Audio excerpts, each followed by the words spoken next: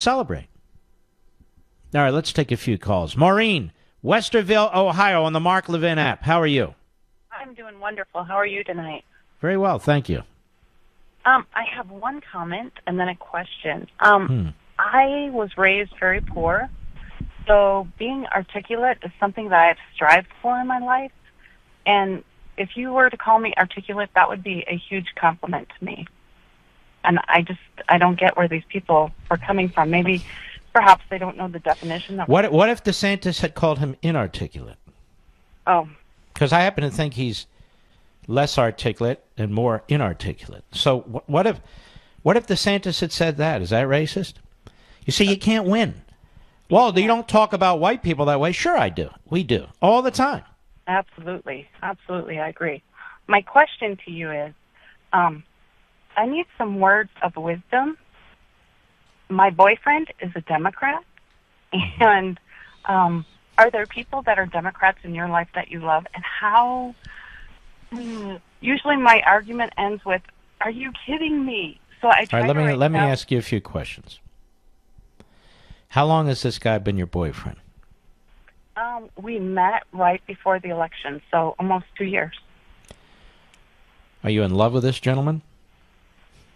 Yes, except for the political part. Do you think he's in love with you? I don't know, because I asked him one time, when we met, did you think I was like a stinky Walmart shopper?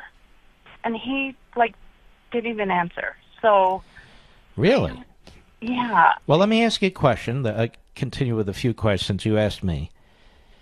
Do you think this is somebody you could spend the rest of your life with when you can't really share what's in your heart and soul about your belief system? That's kind of the conundrum I'm facing. If I have to live the rest of my life and I can't listen to you or I can't listen to Fox News without him thinking I'm crazy, then I don't see much of a future. Is that wrong? No, it's not wrong. It's what you feel. But just so you know, I could not marry somebody who was diametrically opposed to my principles, because you need to be able to share that belief system. You know, there's a bonding that's involved in that when you watch a particular show or listen to a particular person or read a particular book or make a particular argument. You know, when you're at Thanksgiving, you don't want him on the other side of the table joining in with the libs in your family.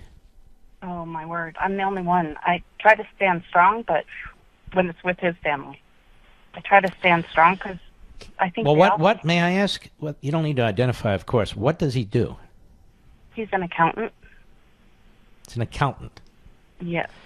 Have you asked him to look at the federal government's finances, even from afar? Oh, yeah. And I write down most of the points that you make because you are much more articulate at that than I am. Excuse me, did you just call me articulate? I did. I'm so sorry. That's shameful. Well, look, I'll send you a book. Will he read a book if I send it to you? I believe he will. I've challenged him with books, and he's read them. But he doubles down on stupid, and I don't know how much further I can go. Well, that's the thing. If he's doubling down on stupid, you better cut your losses. Matter of fact, I'm going to keep my book. I'm not even going to give him a book. Okay. Well, thank you for your advice. I would keep an open mind about keeping an open mind, if you know what I mean. Try to use your head and not your heart, because you may be very, very frustrated with this guy. Yeah, I think my blood pressure goes up.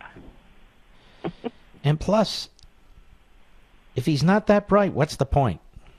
Very true. Very true. You go out there. There's somebody for you out there. All right. We'll send them my way, Mark. Yeah, well, I'll do my best. You take care. What a nice lady, Maureen. I'll be right back.